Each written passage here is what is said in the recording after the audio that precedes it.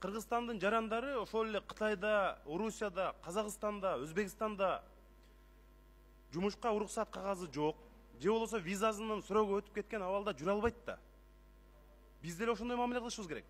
Алар дагы бизде визасынын суроого өткөн, жумушка уруксат кагазы жок, мыйзамсыз жүрбөш керек да.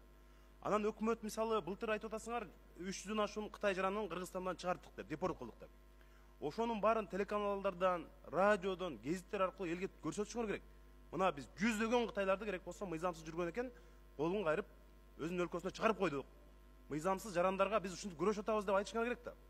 Экинчиден эң маанилүү маселе, бул жерде мына ГКМБнын өкүлү отурат, Асылбек Эсенжанович.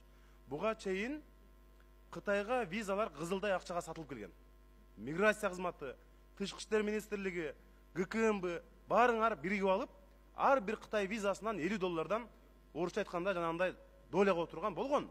Менде азыр факт жок, баланча алды деген. Бирок биз эми баарын билебиз да.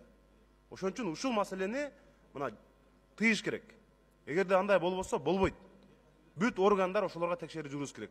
Кытайлар үчүнбү, өзбектер үчүнбү, жанагындай крыша деген чоңдор чиновниктер болбош керек. Үчүнчүдөн өкмөт мына Кытай компаниялары иштетип аткан, кен байлыктарды иштетип аткан жерлердеги жергиликтүү элдерге шарттарды түзүш керек.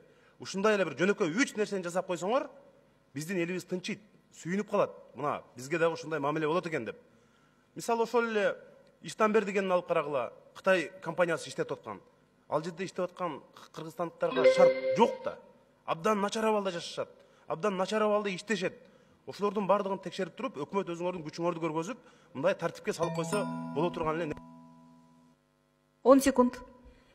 Ошон үчүн мына ГКМнын өкүлүнө кайрылат элем. Жанагындай Кытайларга болобу, башкаларга болобу визаларды сатканды токтотуп, текшерип, ошондой иштерди схеманы түзүп келген адамдарды камап, мындай олуттуу чараларды көрбөсөңөр элде. Ким жооп берет өкмөттөн?